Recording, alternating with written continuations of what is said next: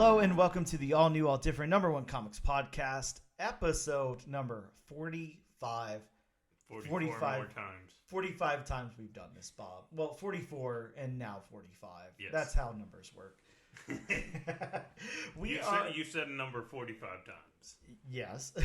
We are a weekly comic book podcast where each and every episode we take a look at a brand new first issue comic book, break down the story and art, give it somewhat of a review, and tell you if we think that you should move on to issue number 2 or not. We also talk a little bit of comic book and related news, as well as what's new at comic book shops this and next week. And this week we'll be covering the brand new number 1 from Boom Studios, Lotus Land.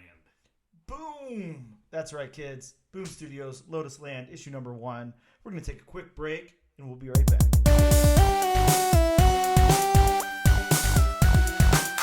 And we are back with episode number 45 of the all-new, all-different number 1 comics podcast. Bob, it is the news portion of the show, and believe it or not, as you know, there is news this week. There's a lot of news.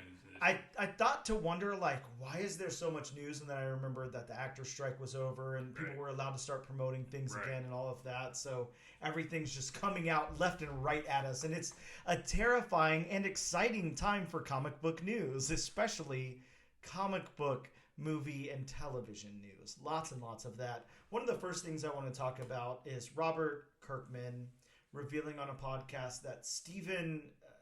how do you say that guy's name? Yen. Okay, sorry. Stephen Yen is cast as Sentry in the Thunderbolts movie. It's still not confirmed by Marvel Studios, but if Robert Kirkman's saying it, I would take that. I don't know. I'd say that's a 99.9% chance that this is very accurate. Now, I'm not going to lie. I know very little about the Sentry. I know who the character is, obviously. I have quite a few books with Sentry in it. I just don't know a whole lot about the Sentry. One of the things that I've heard a lot of people say is it's kind of like Marvel's equivalent of Superman in some way. I don't know. I don't really see that, but hey, who knows? Again, I haven't read a lot, but it's an interesting character. Looks really interesting, and there's an issue where Carnage is ripped in half by the Sentry in New Avengers. That was fun. Yeah, that's insane. We also got this really cool book back in 2008 called Age of the Sentry, which is it's done in the style of a Silver Age comic, and it's all throwback with the pop art and everything. And it looks really, really cool, and I love the way they did that. But yeah, he's had lots of stuff going on in New Avengers, Dark Avengers. He is the superhero that people forgot about. Yeah, exactly. Now, what about the casting of Stephen Yen then? Do you know much about Stephen Yen? Because I don't. I mean, of course, the biggest thing I'm familiar with him is, The Walking Dead, as, everybody is. Yes. I never saw the Jordan Peele movie Nope. Which yes, he was I did watch Nope. Okay, so that's the same guy. Yeah, you're familiar with him then. Yeah, he was good in Nope. I mean, I didn't love Nope. I thought that it was definitely not a great movie, but yeah, he was good. So it was a Nope for you. Man, it's such a hard thing to talk about because let me explain when I say it definitely was not a bad movie at all. It was a movie. It was fine. It came in. It had a plot. It worked. Whatever.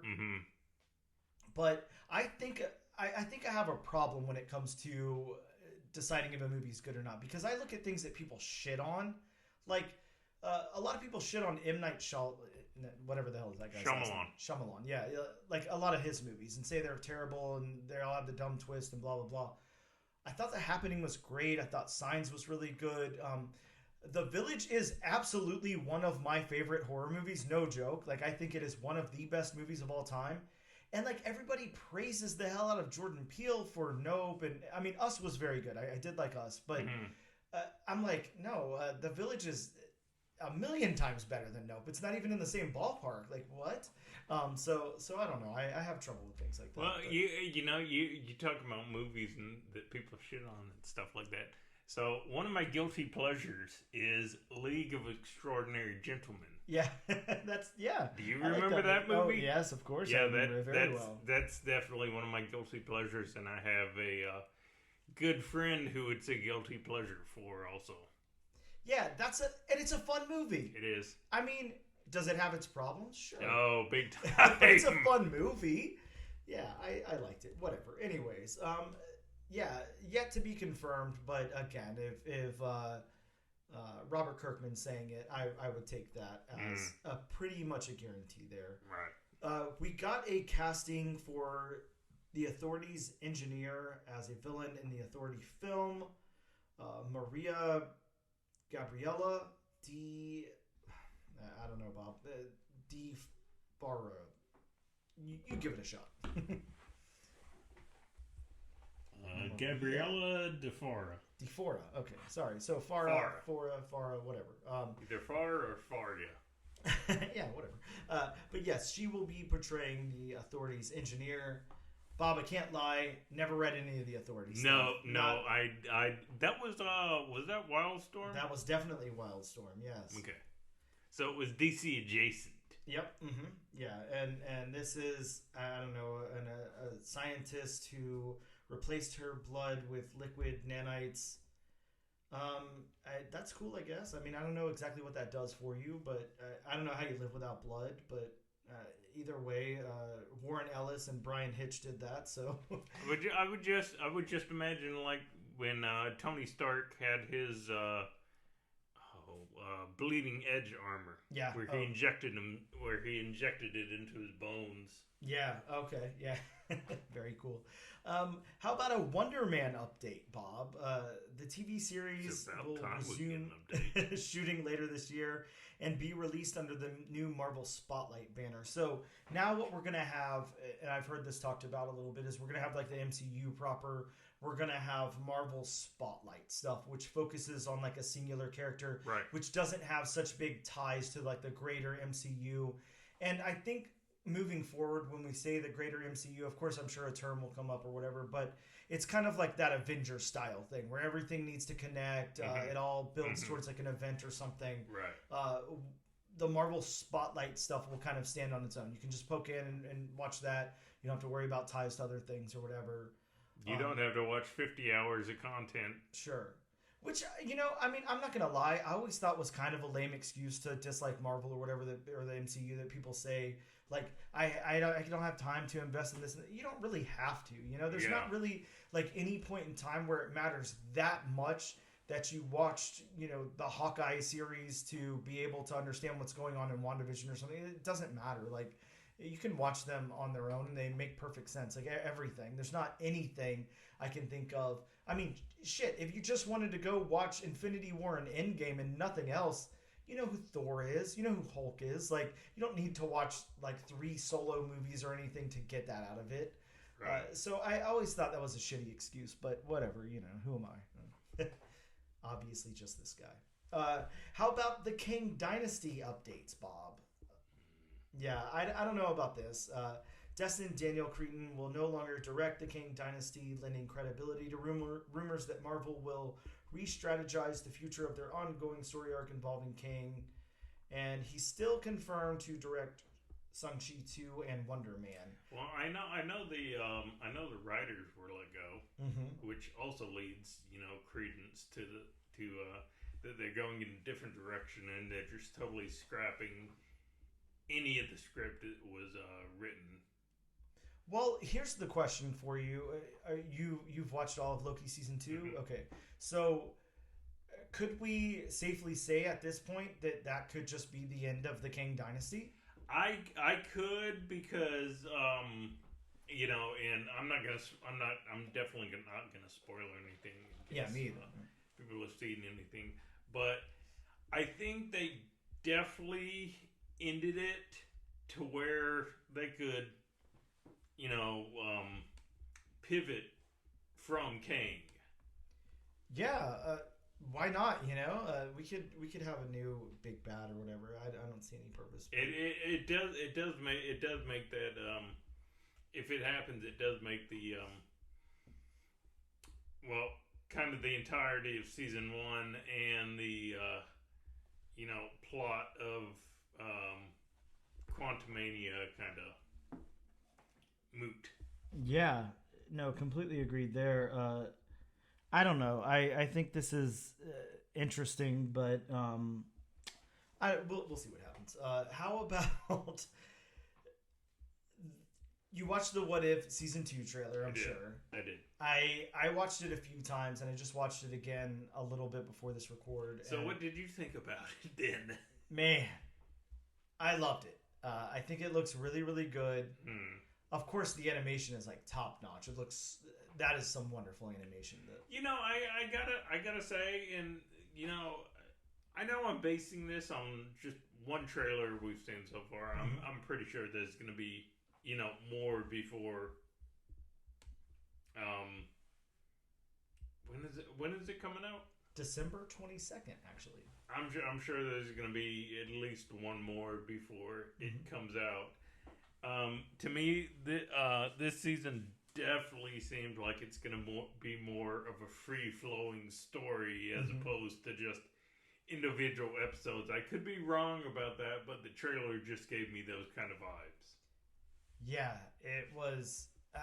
I thought it was a really, really cool trailer. It was very interesting. It was very vague. I loved it. I thought it was really cool. I don't really want to break it down.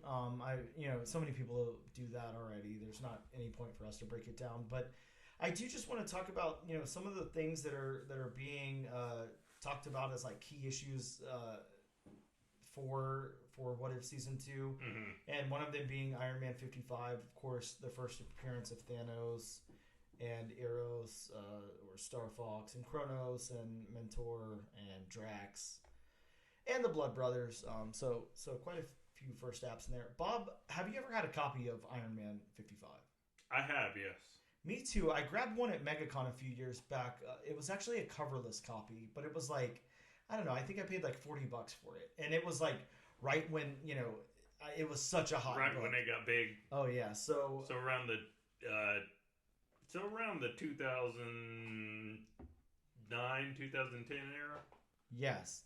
Bob, we also got a big key issue on its own, Uncanny X-Men number 4. Of course, I know you own quite a few copies of the first appearance of the Brotherhood of Evil Mutants, led by Magneto there, but also a couple of really minor first appearances. We've got the first Scarlet Witch, a character that a couple of people have heard of in the comic book community, and Quicksilver, as well as Mastermind, and Toad, one of your favorite villains of all time, your favorite X-Men villain, of course. Second appearance. I mean, he was played by Darth Maul. Yeah, true. I don't know what the reasoning is. I didn't see anything in that trailer that comes to mind that involves any of those characters. No, I didn't either. But who knows?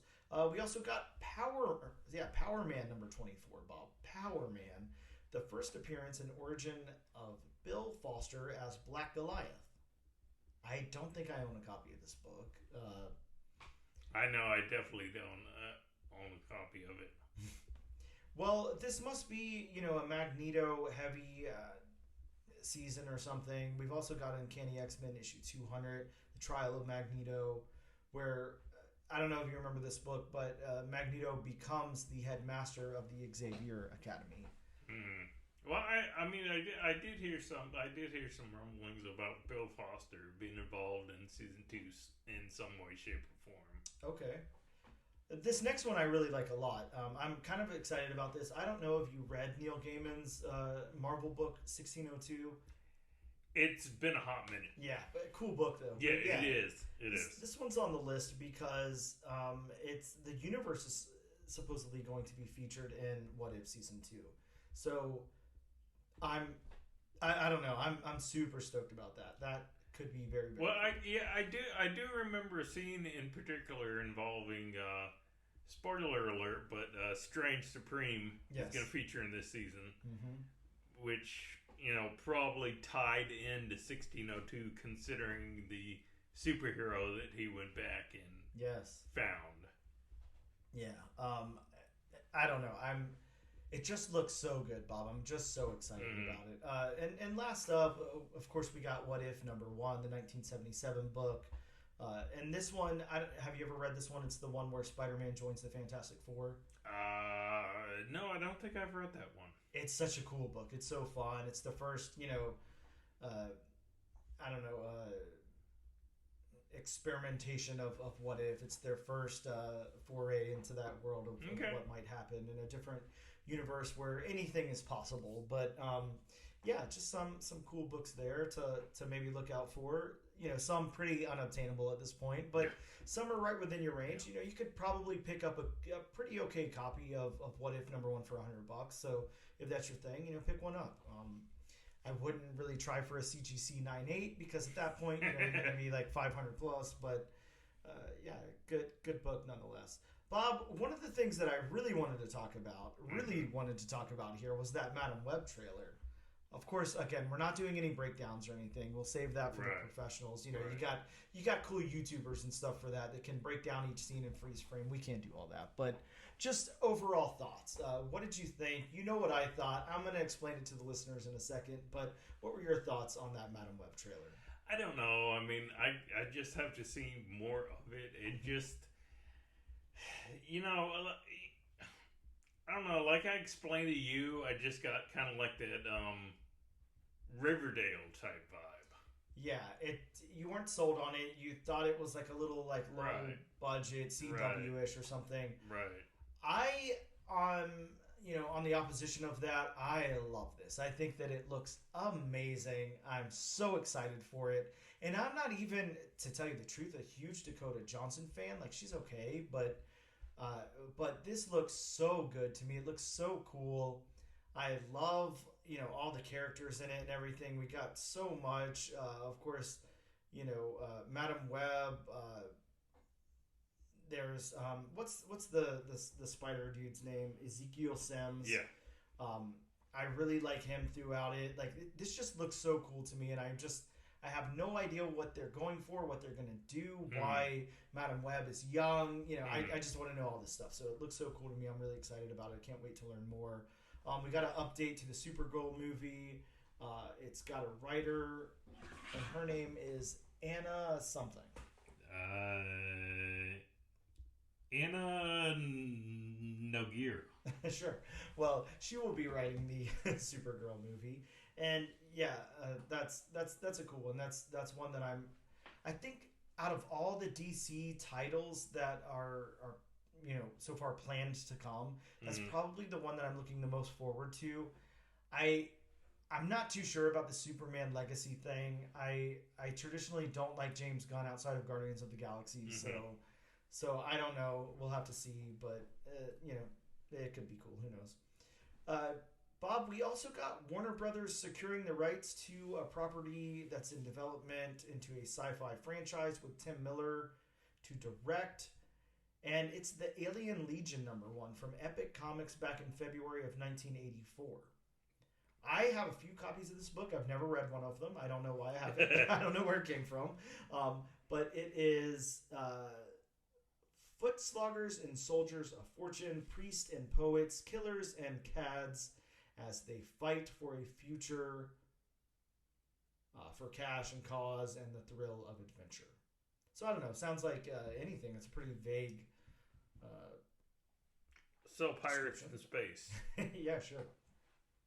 And of course, Bob, it's been so I would say with all this news, it seems like it's been so long since we talked, but it's only been a week. But just like I said, so much has come out. Variety reports that Amazon MGM Studios is in talks to develop a live-action Masters of the Universe movie from Adam and Aaron Nee, the writing and directing team behind The Lost City. Here's hoping for Dolph Lundgren. Get Dolph Lundgren in there because Bob will be very, very happy. That could be very fun and very, very cool. Either way, that's our news for the week. We're going to take a quick break and we'll return in just a moment.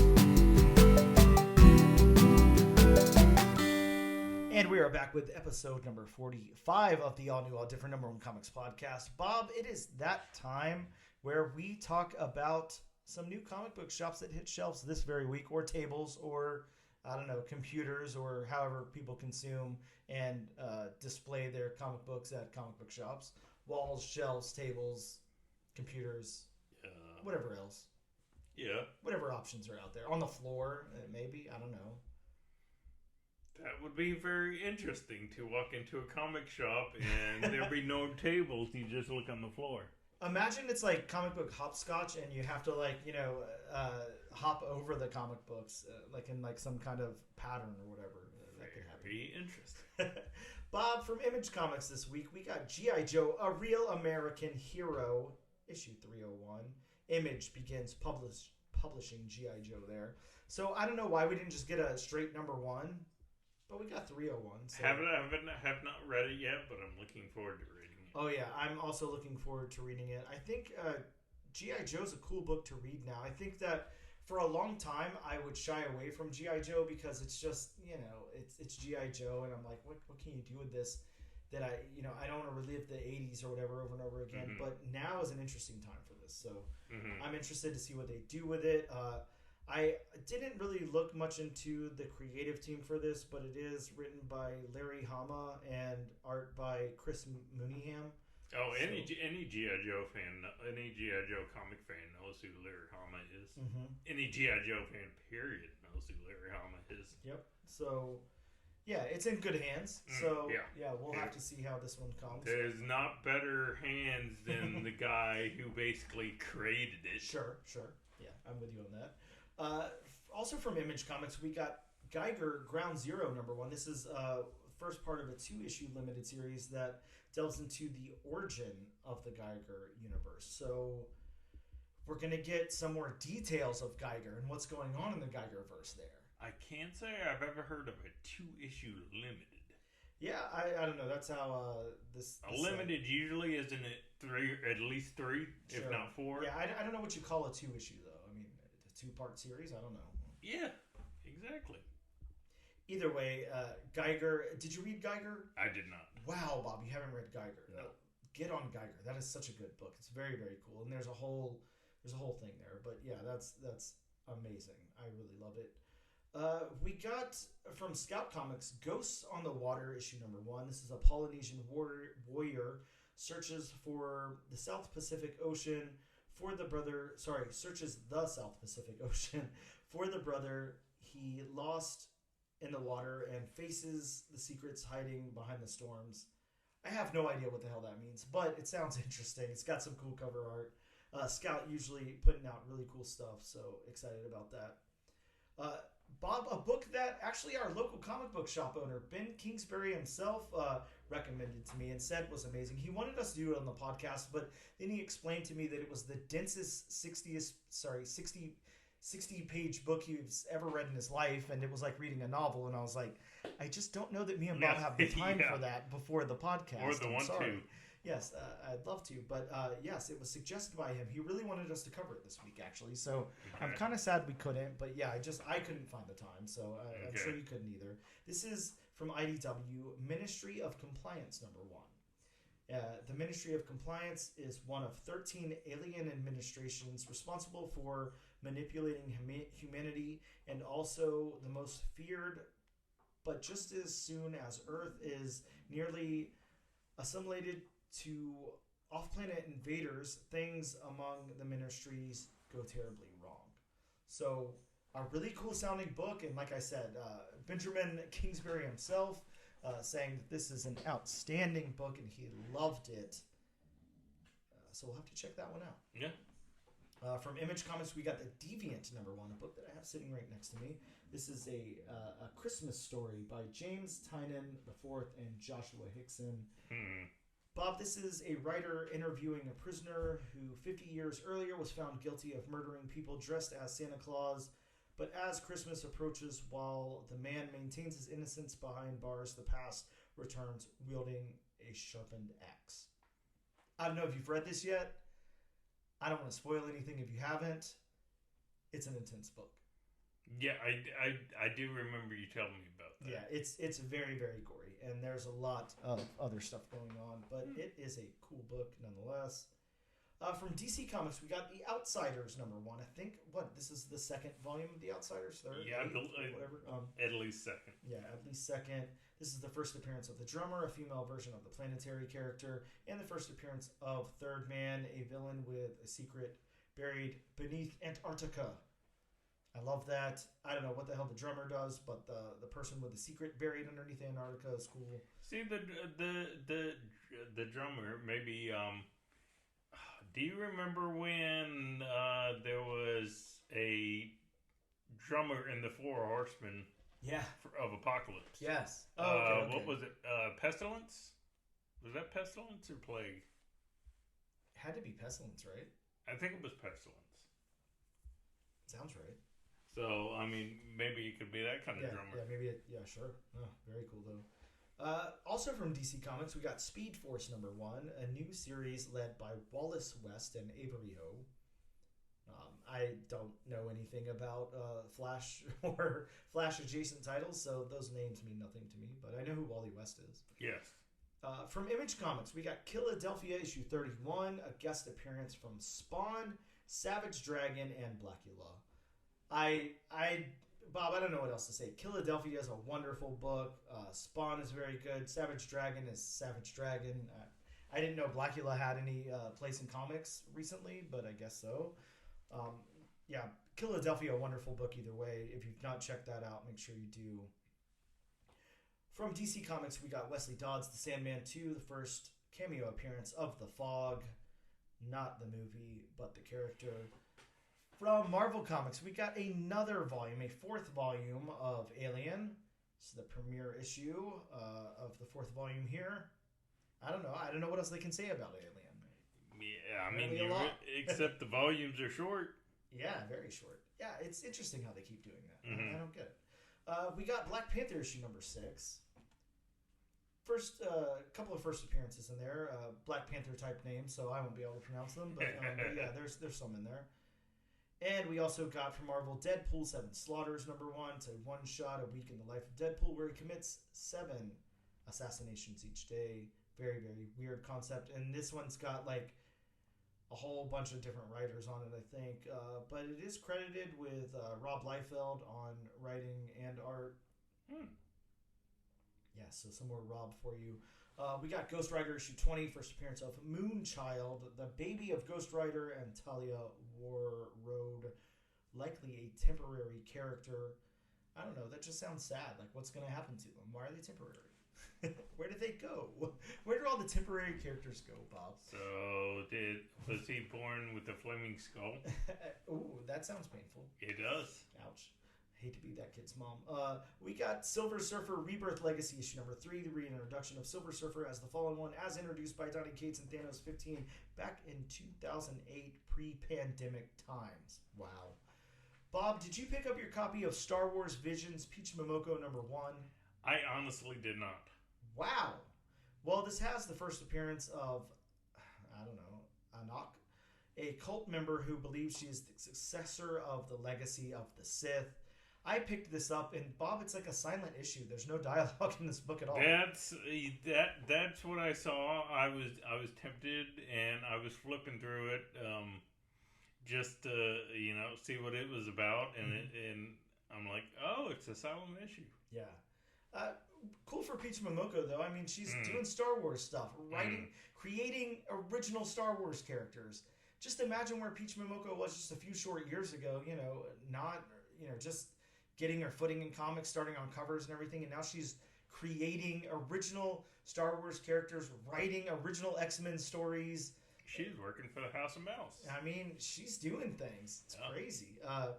Really cool, though. We also got from Marvel Superior Spider-Man #1, the premiere issue of an ongoing series.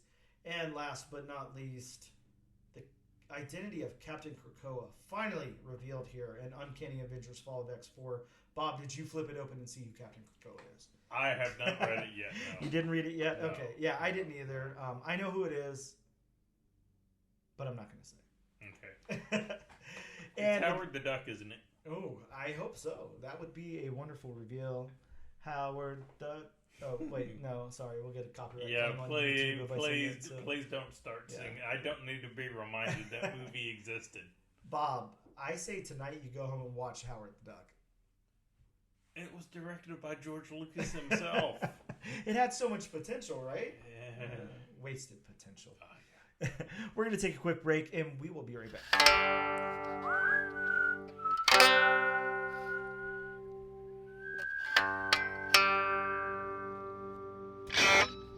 And we are back with episode number 45 of the all-new, all-different #1 comics podcast. Bob, let's talk about Boom Studios' new #1, released this week, Lotus Land. This is a book that we read, and let me say this. For 2 weeks now, we have been trying to cover Nadia and the Nanobots. Right. Nanobots, whatever the title of that is. This completely escapes me now because the book doesn't exist. But we have been trying to talk about this book, and I will say, I'm sorry to Nadia and the Nanobots. You're off the table now. It's not happening.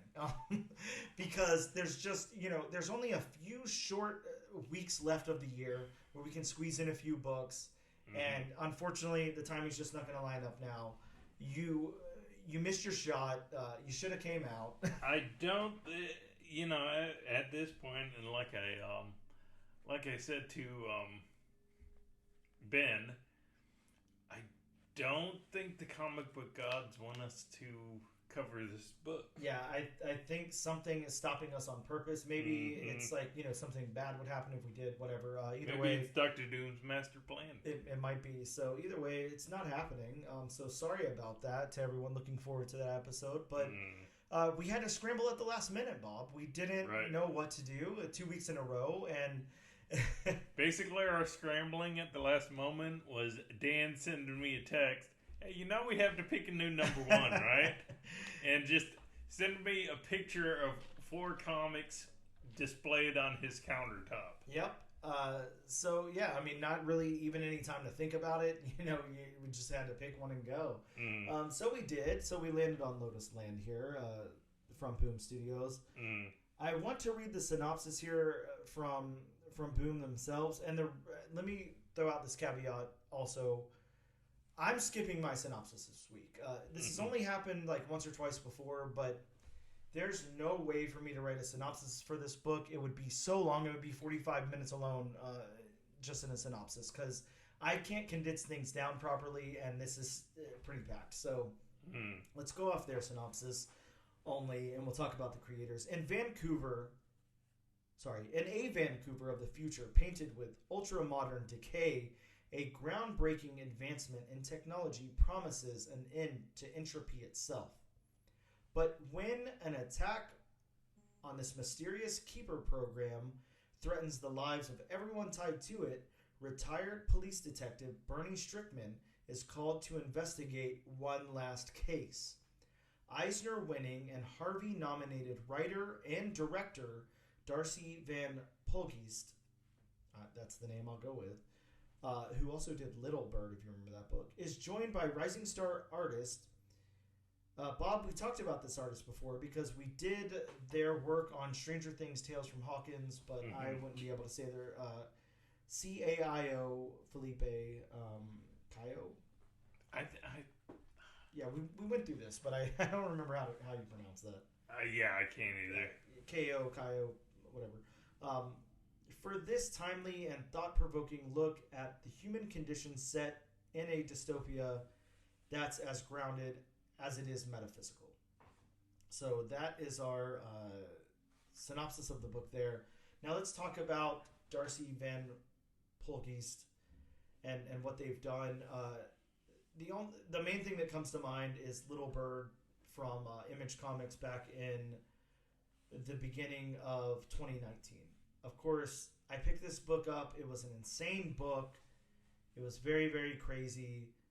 It was, I don't know. I don't even know how to explain it, but it was like an oppressive American empire and fighting against it and all of that. It was a very cool book. Some very, very cool art. Really like that book a lot. Darcy has also written for Critical Role the tales of Exandria, the Bright Queen. So that was a 4-part series that took place from October 20th, 2001 to March 9th, 2002. Sorry, 2022. And that's all the credit we have for this creator here. Now, also says Darcy is a director. I'm not sure what Darcy has directed, but it doesn't say anything about Darcy's directing here. And the other creator we want to talk about is Caio Felipe, who has illustrated for Nightwing, done issues number 95 through 100 on Nightwing, or done some work, inking work on those issues. Also, like I said before, Stranger Things, Tales from Hawkins, Stranger Things Summer Special, and Stranger Things Holiday Special. So we have two pretty, relatively new creators here on this book. And this is... It's interesting whenever you team up people who haven't really done a lot before, and then come out with a product like this, because at least we'll go into our review and everything, but at the very least visually, like, this looks like a seasoned team here. Right. Like, everything about this, nothing suggests these are people who just began working on comic books, a little while ago. Now, as we break down this book and go over, all the normal things we go over, the beats, narrative, dialogue, world building, characters, backgrounds, locations and colors, all of that stuff.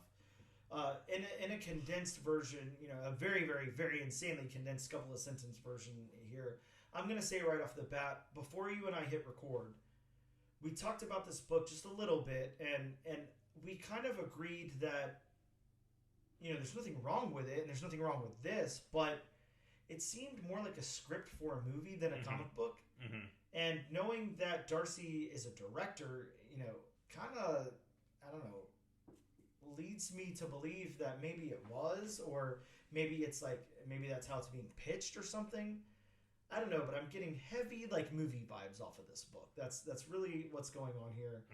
Even just the font used, for the title of the book and everything is just giving me, like, theatrical. It's just, it's different than a comic. Not that there's anything wrong with that. Right. So let's talk about the story beats. This one starts out at Salt Spring Island, BC, British Columbia. Okay. I was like, wait, what does BC stand for? And we have our characters, the retired officer with his son, or retired detective with his son, and some of his old I don't know, employers or whatever, people he worked with, whatever. The police come to his house and say they need him. You get that classic story of, come on, one more for, we need you on this, whatever. I mean, it's been done so many times. It's just, it's. I mean, at this point, it's kind of been overdone, but it's fine. It's a fine trope. I don't have a problem with it. And then from there, we go to the city of Vancouver in 2648, a little bit before Bob was born. And from there, we're learning more about this program.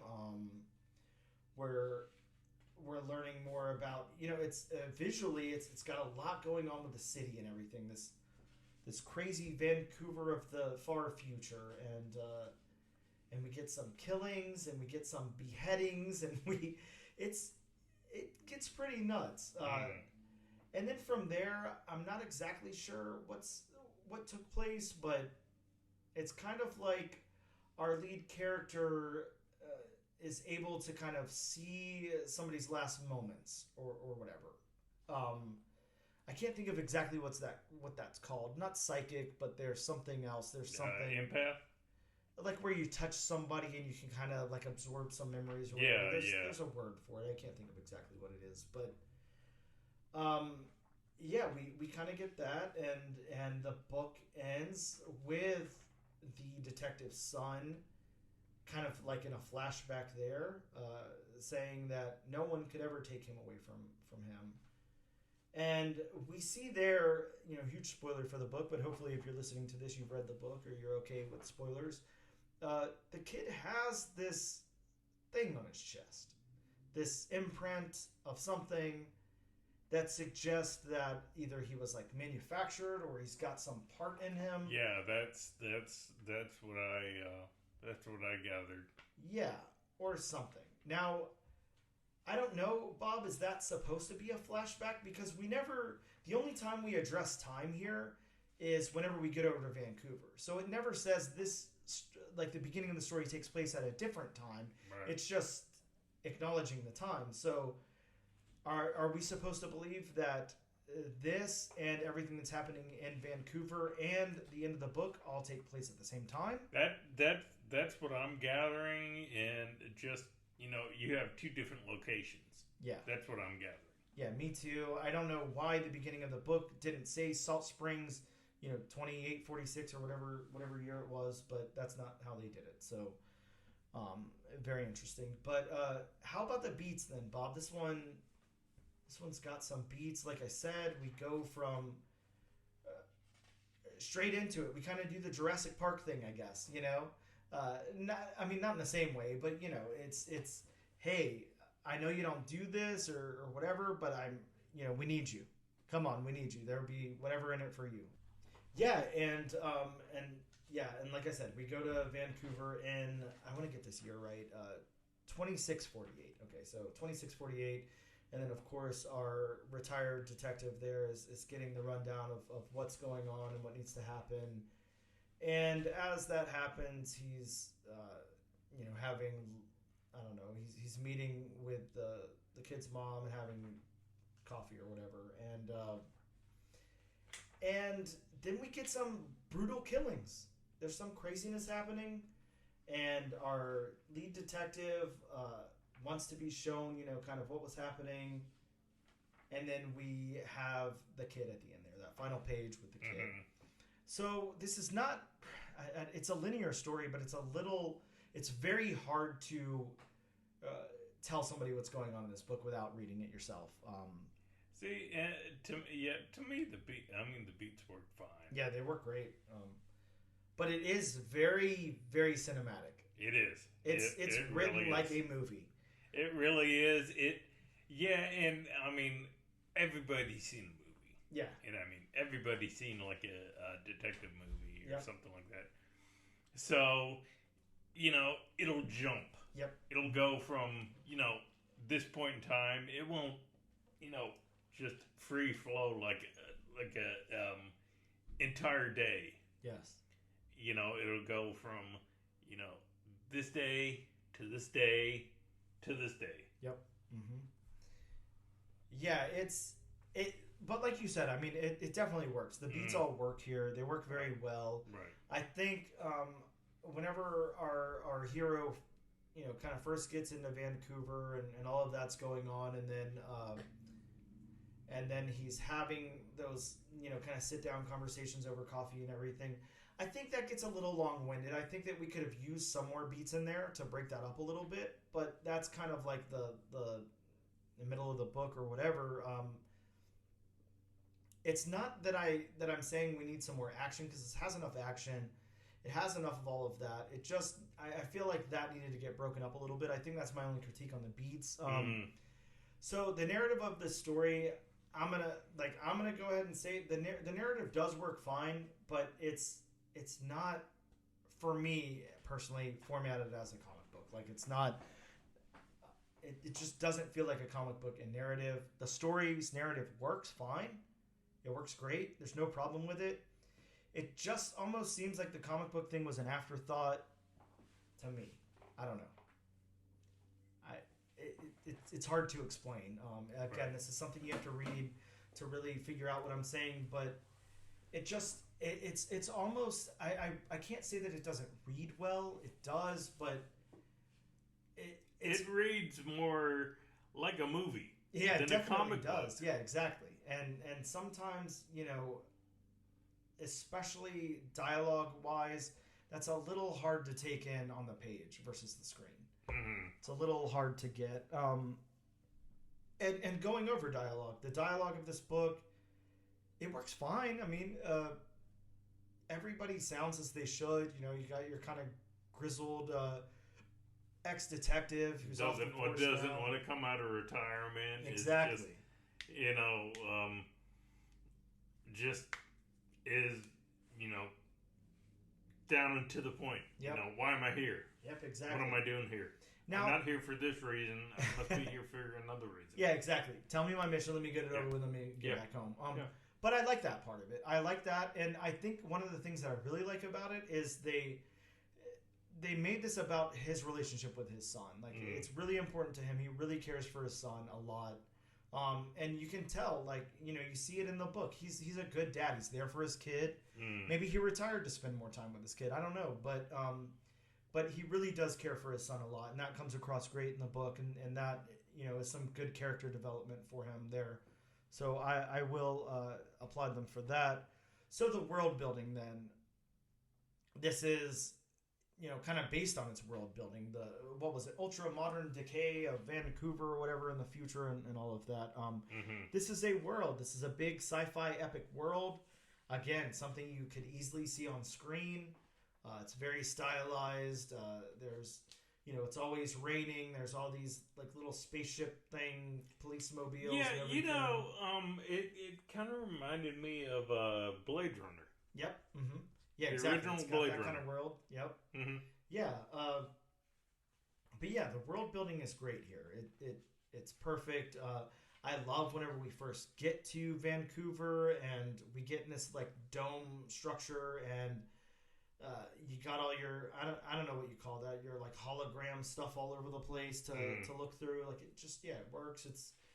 I will say this, and this may or may not be a hot take. I don't know what other people think about this book. There's not a lot of info out there on it yet, but it's fine. It does everything fine. It's good. I mean, I say it's better than fine. It's good. Like they do a good job here, but everything seems pretty borrowed from somewhere else. It's not very original. Right. You expect a huge dome in the sky, a glass dome. You expect holograms all over the place.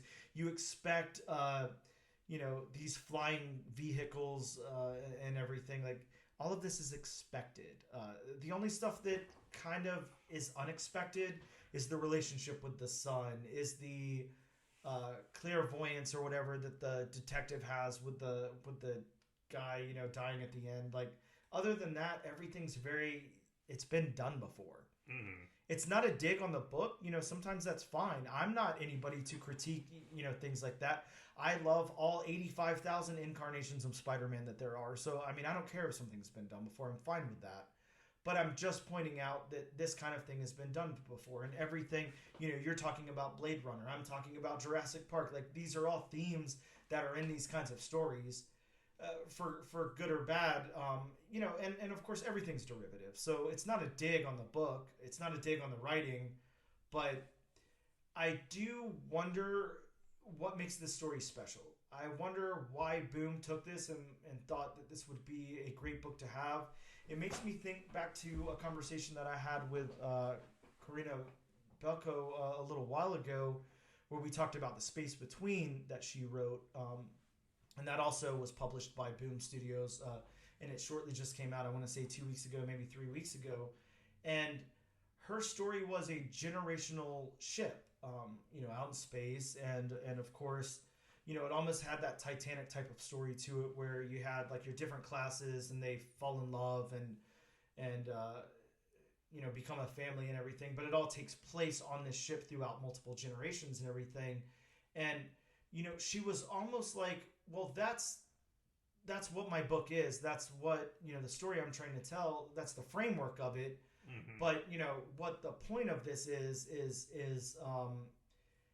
these families going through this, these generations, this, whatever. And the way that she put it, I wouldn't be able to replicate, but like, she was very, she was like, that exists. Generational ships work, or generation ships, or however you word that, they exist in sci-fi, in science media, whatever. That's my framework, but the story that I'm telling is something different. And this is, so far at least, it just seems like bits and pieces of framework of other things. I'm not sure of the story that they're really trying to tell. Even that synopsis doesn't help very much. But I think if it zeroes in and focuses more on what's going on with the sun and stuff like that, which it kind of appears like it probably will do, maybe that will be its hook. That'll be the edge of the story there. But I guess, we'll find out. But that's my take on it. Do you have anything to say about the world building before we go into the art? No, not really. I mean, the world building works. I mean, it shows, Vancouver, as a futuristic society, which, I mean, it's supposed to be 2648, so. Yeah. They build that world fine. Yeah, exactly. Yeah, I agree with you. So then the art, how about the character art here? What did you think about these characters? Did you like them? Were they appealing? What did you think about them? I think the designs worked. I mean, each one had their own individual look. Yeah. I mean, you had, details in the faces, which is always a plus. Yeah, a big one for Bob. Details in the faces, details in those backgrounds. Yeah. That's what it takes to impress Bob. So if you comic book artists are out there listening, make sure that you put some of those details in there. Yeah, I'm with you. Everything works here. I like this art. I think the art's really good. It fits the tone of the book well. My only critique on the character art is I feel like everybody was kind of big. We didn't get a lot of different body types, or maybe we did get a lot of different body types. We have some bigger people. Yeah. We have some big hulking figures, but our main character here is just so larger than life. I'm talking about a movie, and who the hell would play this guy in a movie? I mean, you need you need Steven Seagal from the 90s, but jacked, with like an extra 150 pounds of muscle. Like, this is a big. Me not Steven Seagal now with an extra 150 pounds. Period. Well, I wanted to be polite and say muscle, but yeah. But yeah, the character designs work. The art's very stylized. I like it. It has a nice, gritty, kind of sketchy feel to it. But whenever we're like in full color, like we are in these panels and everything here, some of that goes away, and the lights are really exposing everything. Yeah, I think this works great. Now, I will single out the art for something which, I mean, I don't want to go on record as saying the art, makes this book shine. Yeah. But, I mean, the art definitely does something different than what I'm normally used to. I love the shadow work. Yeah. Oh, yeah. I agree. I mean, the shadow. I mean, there was one panel. Sorry to turn the page on you. Sorry, this is kind of hard to do from way over here. Yeah, I mean, here, feel free to take the book, flip it in front of you, Bob. Make it easier. What is it? Where is it? I think it was early on in the book. Yeah, it was definitely early on in the book. When I first saw it. Yeah, it was when Detective Lundy had his coffee cup. Yes. In front of him. Oh, okay. And you just see the shadowed mirror image of his arm in the coffee cup. Yes. And then it's like, oh man, that's some good shadow work. Yeah, it really is. The camera works well here, and maybe that's because the writer of this book also directs films. Like, maybe they really explained to the artist what they were looking for from the camera and everything. I'm not sure, these angles and all of that, but yeah, the shadow work is very, very. It's done really well. I really like the fact that it's like kind of raining the whole time and everything. I think that's got kind of a cool vibe to it. I always like whenever we're in a world where it's just very atmospheric. Yeah, exactly. Like, there's stuff going on. It's whatever. Bob, I think that kind of takes care of our characters and locations enough. Let's talk about the backgrounds and then the colors and kind of wrap up our review here. So the backgrounds, I'm going to say, like you kind of pointed out already, it does something we both really like here. It's very fleshed out. We get into the home. There's a lot going on. You see paneling in the walls. You see cracks in the floor. You see a bookcase. There's stuff all over the sink. Like, they really took their time to flesh this world out. I really love that landscape shot. I do too. The first time you see Vancouver. Oh yeah, it's fantastic. It looks amazing. Yeah, and like I said before, the holograms. I really like here when we get into the city of Vancouver, when we're on the ground level, and like I was talking about those flying cars before above us, and the rain coming down, and the neon lights of the city and everything. Yeah, exactly. That's what reminded me of Blade Runner. Yes. That panel right there. Yeah, it looks fantastic, though. It looks really, really good. I like it a lot. We've got, a lady holding an umbrella with rain pooled all on top of it. Just really, really cool there. Or I guess that's the character's ex-wife, Tabby. That's what I'm getting out of it. That's what I'm guessing. It's the mother, but... Yes. I don't know. I can't figure out exactly where they're going with this. Yeah, I'm not sure. Especially considering, that little bit of a twist of what, could be happening with the kid. Yes, exactly. Yeah, so agreed there. Well, Bob, let's talk about the colors then. That'll kind of wrap up our review before we tell people if we think they should move on to issue number 2 or not. And this was colored by Patricio. Bob, how about you give that name a shot? We're getting some names today. Patricio. It's stumped Bob. That's not good. I'm not even going to try because I know I'm going to butcher it.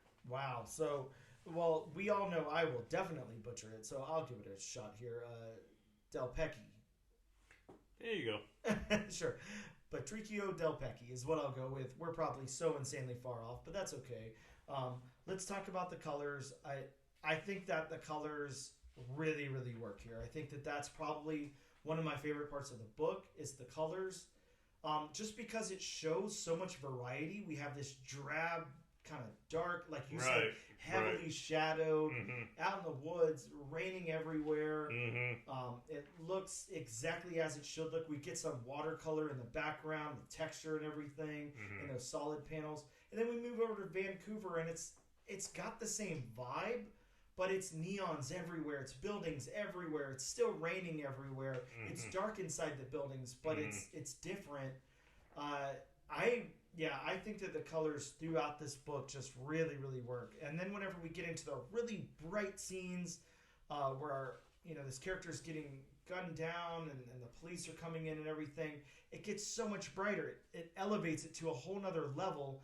Then we get back to the kid at home, and it's very dark, very shadowy. Yeah, the colors are on point here. This is outstanding color work done in this book. So I definitely applaud that. Bob, unless you have anything you want to say about the colors, let's go into if we suggest this book to issue number 2 for our listeners. I mean, me personally, yes. I don't think I'd be going to issue 2, but I mean, that's just me personally. But I would actually, recommend if, you've read issue 1, I would recommend going on to issue 2. I, too, am kind of in the same camp as you. I think that, me personally, I will probably not read issue number 2. Now, with that being said, I am going to pick up issue number 2 because I have a pretty good feeling that I'm going to regret the hell out of not buying issue number 2 if I don't pick it up. I have this feeling that I'm going to want to go back, see what happens, whatever. It could completely open up the world. I want to see what is going to happen with this kid. Like I said, I probably will pick it up, file it away, and then 6 months from now want to know what's going on or whatever. But I would say at the very least for speculative purposes, this seems like a movie already. Yeah. You might want to at least pick up issue number 1 and file that away. Maybe don't touch it. Keep it in a bag and board, throw it in the long box somewhere, and forget about it until it becomes a $100 issue. But this was good. It was not good enough for me to be that wowed by it. Now, again, with that being said, there's plenty of things out there that are hugely critically acclaimed that people love that aren't for me. Things like Dune and Blade Runner, not really my cup of tea, but people love those. If you're really into sci-fi epics, I don't know, this might be up your alley. I'm not too sure, but I say this is absolutely worth giving a shot. It was fun, and I enjoyed it. It's just that weird gray area where I don't think I'll be reading issue number 2. So as it stands, Bob and I, we had a good time with this first issue. We don't think we'll be moving on. We're up in the air if we can suggest it to you or not, but if you're really, really into sci-fi and sci-fi things, maybe check this one out. We'll be right back after a short break.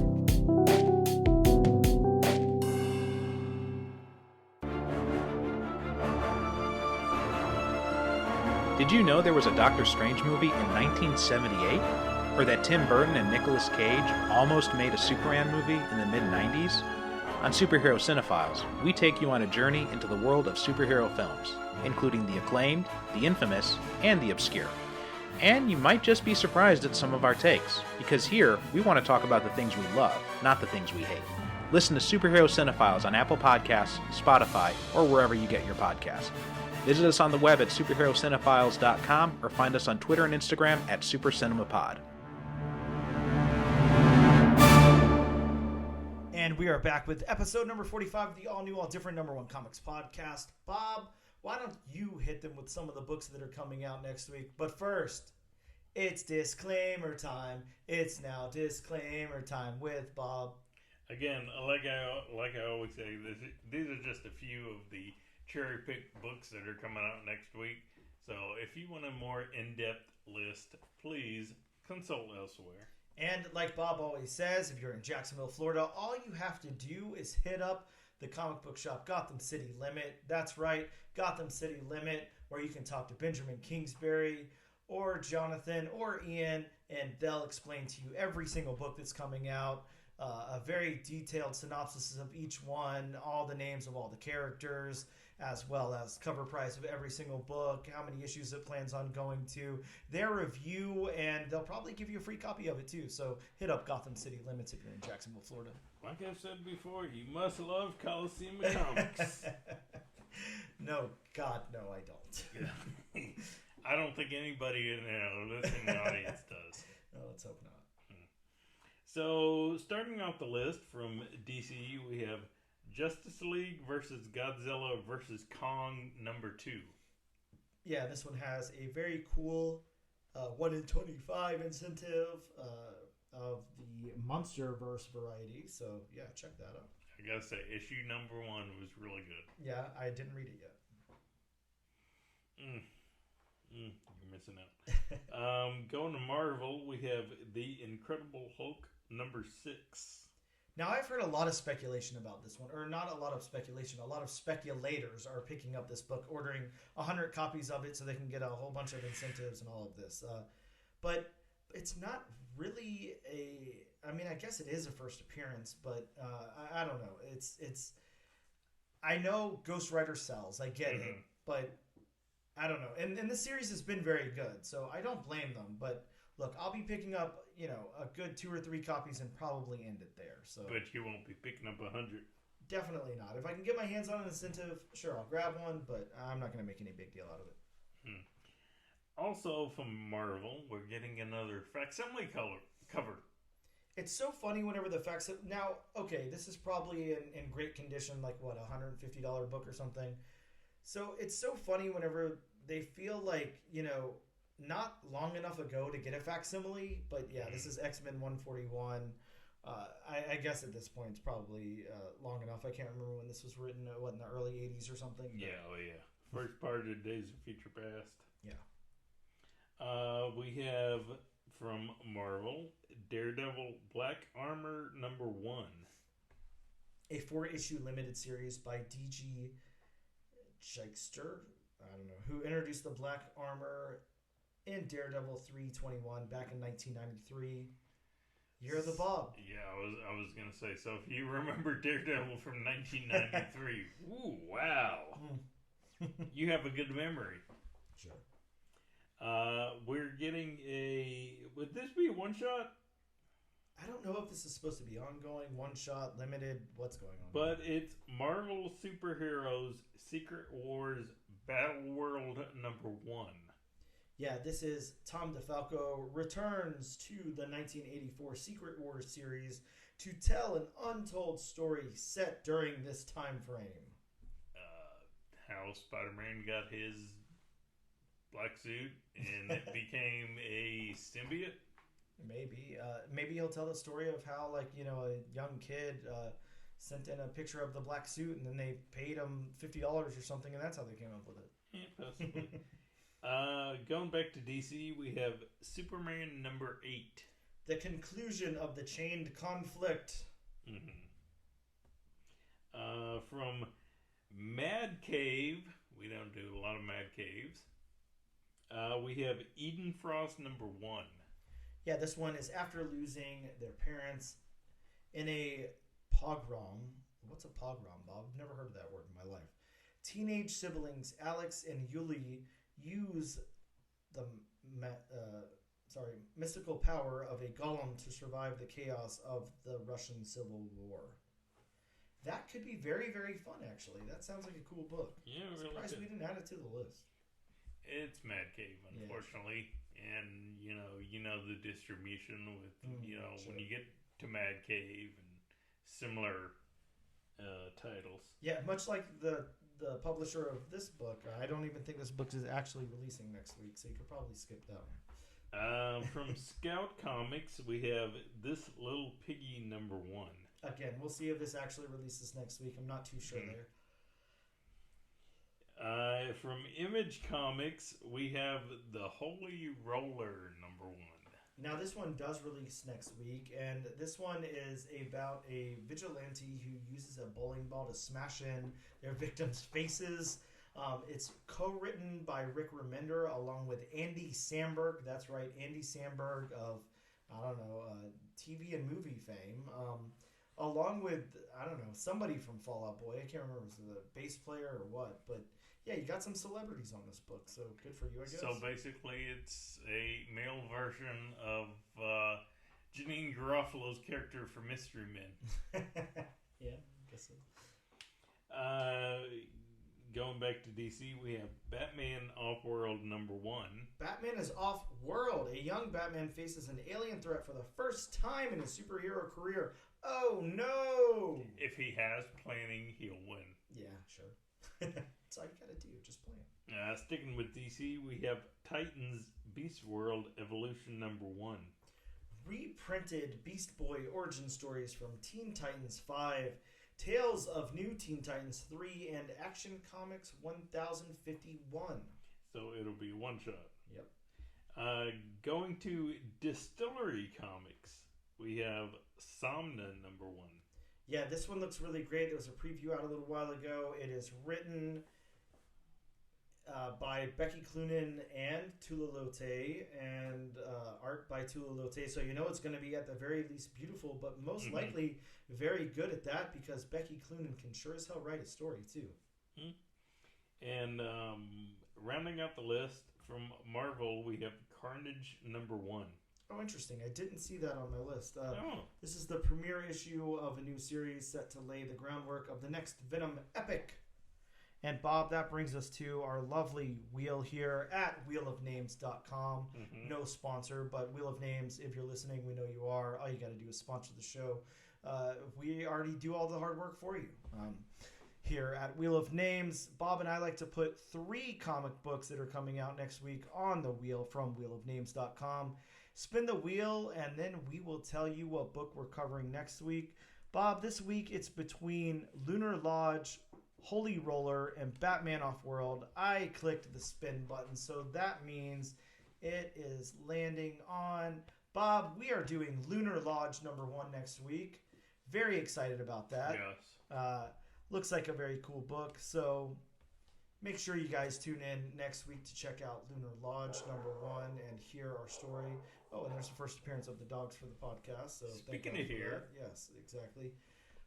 Bob, that's going to wrap up the show unless you have anything else you want to say. I know you want me to plug our social media, so you can check us out on Instagram at ANAD_1 Comics Podcast. We are on X at ANADNO Comic Pod. You can check us out on TikTok at ANAD1 Comics Pod. And we're also on YouTube under the Comic Book Channel. This and every single week, we like to give away a copy of the book that we covered. Look, and if you don't feel like going out and spending the, $3.99? $4.99. $4.99. Wow. $4.99 on this new number 1, Lotus Land, all you got to do is use the hashtag all different nation on a social media post of your choice to be entered in the giveaway, and we will send you a copy of this book for free, but make sure you use that hashtag. And thank you guys so much for tuning in. We will see you next time.